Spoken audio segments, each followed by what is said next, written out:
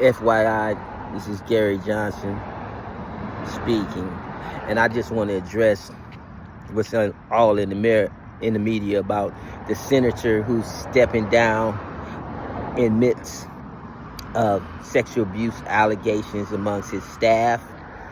You know, abusing his power. You know, I'm sure he promised them to accelerate their career, their political careers, and most often they don't come through with these promises. So I just noticed when he decided to run from governor, all the women that he manipulated and tricked into compromising themselves based on his lies or intimidation, spoke out and exposed him when he wanted to be governor. You know, they want to hurt him. And it reminds me of the Nita Hill and Clarence Thomas, when Clarence Thomas got accepted to the, or was coming up for a vote for the United States Supreme Court justice position. Anita Hill spoke out and tried to shut him down, saying, hey, he put pubic hair in my Coke. Yeah, that famous phrase.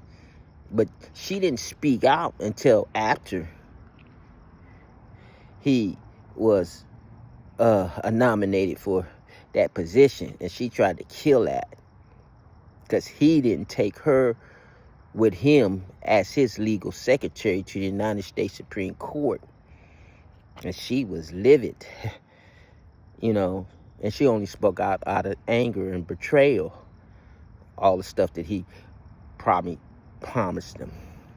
But yeah, he put the pubic hair in her Coke. And then we go to the Me Too movement. Russell Simmons, or Russell's, yeah, all of them, even the Murdoch Foundation CEO, all of them had to step down because they abused their power, having all them pretty women working all around them. They go out to the clubs at lunch break and they take drinks and they come back in the office and they want to have their way with the beauty. I mean, you know, when you're under the influence of alcohol, you got all this power and all this money. They promise them the whole world and then don't give it to them. And then they take the big fall. But that's neither here nor there.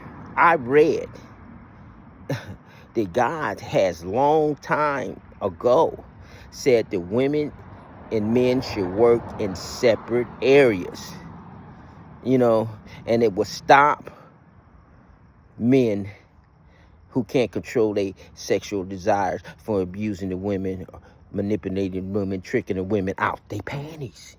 You know what I'm saying? So, you know, God is most wise. We're not wise. But yet we see this domino effect happen again and again. And we won't listen to God and separate. Because we in modern times, women are CEOs. Women are mega business owners.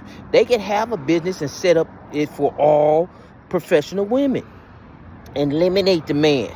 Let the man be the minority. And he don't have power in their establishment. But they're not moving in that direction.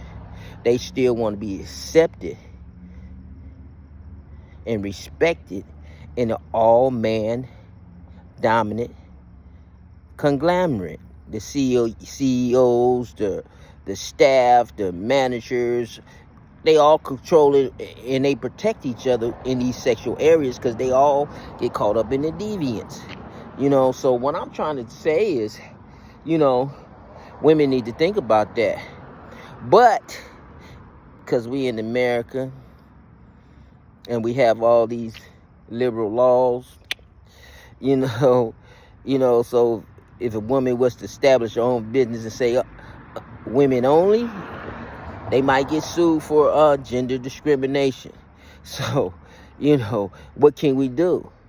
And if it's nothing we can be, or nothing that can be done, then the domino effect of women being abused in the workforce sexually, it's going to continue. Because that's what power do. Hey, I could do anything I want. And a lot of women give into it because they want to make higher pay. They want a position of power themselves. So, but not all the women. Don't get me wrong. A lot of women want to be promoted and graduated based on their merits, their intelligence, their smarts, their brilliance, their work ethics. I get that.